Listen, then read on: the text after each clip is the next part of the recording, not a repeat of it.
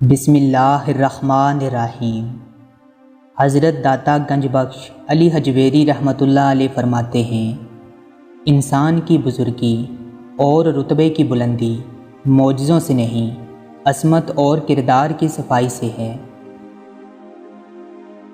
انسان کی نجات دین کے اتباع میں اور اس کی ہلاکت دین کی مخالفت میں ہے۔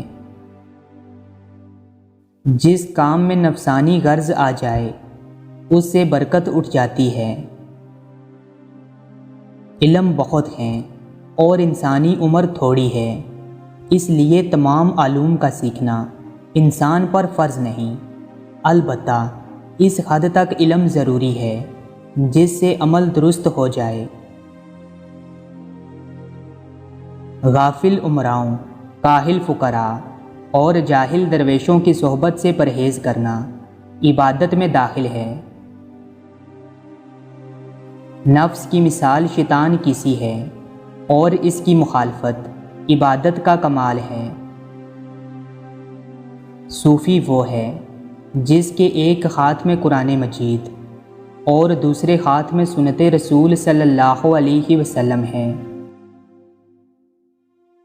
رضا کی دو قسمیں ہیں، اول خدا کا بندے سے راضی ہونا، دوم بندے کا خدا سے راضی ہونا، یعنی اس کی ہر قضا اور ہر فیصلے پر خواہ وہ عطا ہو یا منع مطمئن رہنا۔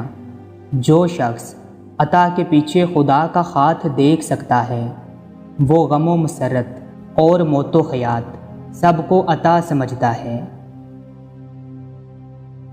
تصوف کے کئی مقامات ہیں، اول توبہ، دوم رجوع، سوم زہد یعنی لذت دنیا سے اجتناب، اور چہارم توکل یعنی اللہ تعالیٰ کا سہارا۔ مسلسل عبادت سے مقام کشف و مشاہدہ ملتا ہے۔ راہ حق کے رہبروں کا پہلا مقام توبہ اور استغفار ہے۔ قلب کے خطرے 6 ہیں، نمبر 1 نفس، نمبر 2 شیطان، نمبر 3 فرشتہ، نمبر 4 روح، نمبر 5 عقل، نمبر 6 یقین۔ درویش کو چاہیے کہ بادشاہ کی ملاقات کو سانپ اور اژدہے کی ملاقات کے برابر سمجھے۔ جو شخص اثار اور قربانی کا مظاہرہ کرتا ہے وہ مر کر بھی زندہ رہتا ہے۔ علم بغیر عمل کے سود مند نہیں۔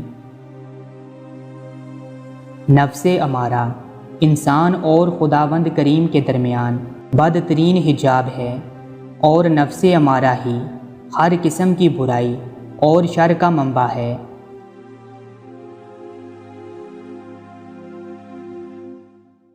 سبسکرائب کیجئے، بیل آئیکن کو پریس کرنا نہ بھولیے تاکہ آئندہ آنے والے انفارمیٹیو ایجوکیشنل ویڈیو کی نوٹیفیکیشن آپ لوگوں تک بر وقت مل سکے۔ تو آئیے